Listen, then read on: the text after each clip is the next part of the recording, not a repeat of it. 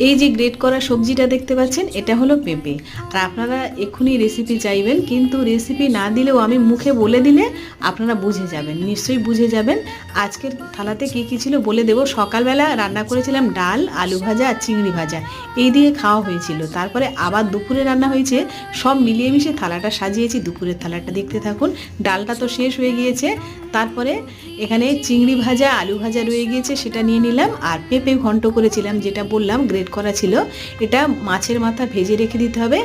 ফোড়নে দিতে হবে আদা, 5 ফোড়ন আর পেঁয়াজ। তারপরে এর মধ্যে পেঁপেটা দিয়ে ভাজা করে শেষে মাছের মাথা দিয়ে একটু নাড়াচাড়া করে নামিয়ে নেবেন। আর কোনো মশলাই লাগবে না।